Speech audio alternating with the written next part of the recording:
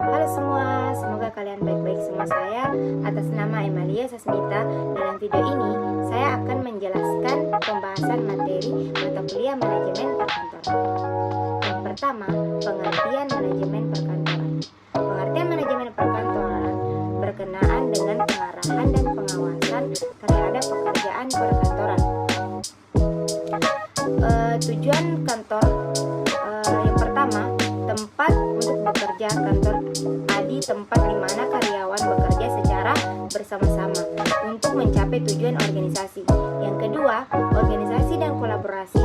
Kantor memfasilitasi komunikasi dan kolaborasi antar departemen dan individu dalam organisasi. Pemberian layanan kepada pelanggan. Kantor seringkali digunakan untuk melayani pelanggan.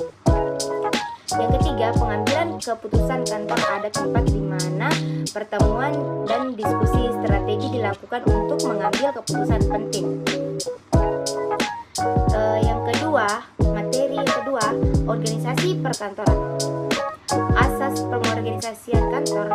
Asas ini memberikan artian bagaimana sistem kerja perkantoran dalam organisasi melaksanakan tugas induk dibebaskan dari kegiatan seperti mengetik surat atau memelihara arsipan. Pekerjaan tersebut dilakukan oleh bidang tata usaha. Asas sentralisasi. Asas ini masing-masing satuan organisasi melaksanakan tugas induknya, juga melakukan pekerjaan tata usaha yang terdapat dalam lingkungannya. Ini asas desentralisasi. Materi yang ketiga, sekretaris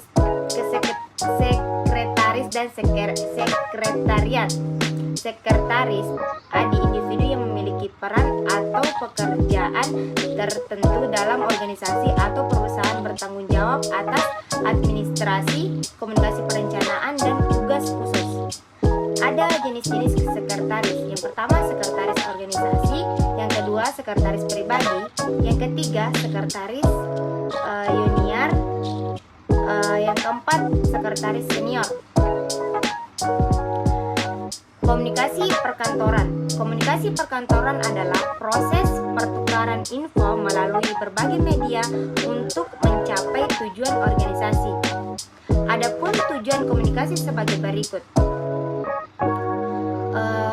Tujuan komunikasi perkantoran ada terbagi atas tiga. Yang pertama, penyebaran informasi, membagikan informasi yang diperlukan untuk menjalankan bisnis. Yang kedua, pemecahan masalah manajer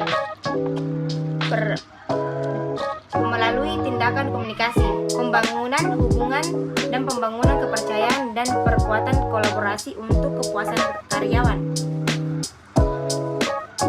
Kepemimpinan kantor.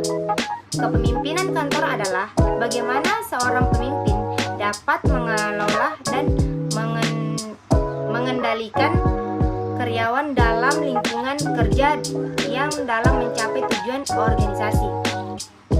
Fungsi kepemimpinan dalam kantor ada menyusun strategi yang tepat, melakukan perorganisasian yang teratur, merancang taktik.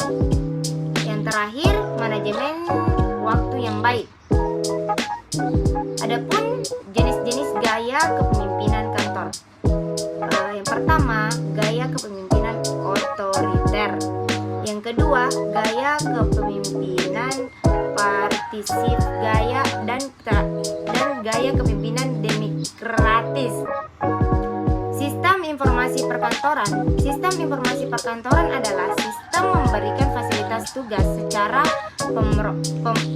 informasi sehari-hari di dalam perkantoran dan organisasi bisnis. Adapun manfaat dan sistem informasi perkantoran yaitu yang pertama, perencanaan, yang kedua, perorganisasian, dan ketiga, pelaksanaan, dan keempat, pengendalian.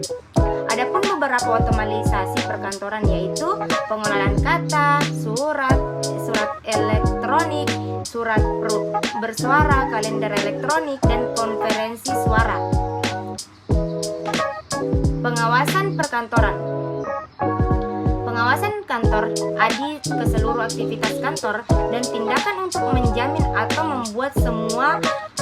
pelaksanaan berjalan dengan baik sesuai dengan yang direncanakan. Tujuan pengawasan kantor meningkatkan kinerja organisasi secara kontinu, meningkatkan efisiensi keuntungan bagi organisasi dan menghilangkan pekerjaan yang tak perlu, menilai derajat pencapaian yang akurat untuk mencapai mengkoordinasikan beberapa elemen tugas atau program yang dijalankan, dan meningkatkan keterkaitan terhadap tujuan organisasi agar tercapai. Pengawasan perkantoran merupakan proses penting dalam memastikan kinerja yang optimal, kepatuhan, dan efisiensi di lingkungan kantor. Melalui perencanaan, pemantauan, evaluasi, serta tindak lanjut, pengawasan membantah organisasi untuk mencapai tujuan mereka dalam memperbaiki kinerja sesuai kebutuhan. Efisiensi pekerjaan kantor dapat mempercepat pencapaian target yang telah digariskan dan menghemat waktu dan tenaga. Maka dari itu, semua pegawai dan dalam kantor dituntut agar bekerja dengan efisien dan maksud semuanya bisa mencapai keberhasilan secara kolektif. Ada langkah-langkah perencanaan pekerjaan kantor: melaksanakan langkah-langkah pendahuluan, menyusun rencana, melaksanakan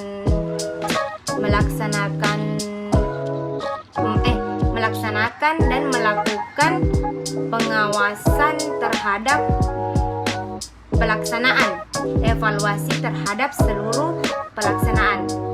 Nah, itulah tadi sempat saya bisa jelaskan sedikit. Mohon maaf bila ada kesalahan.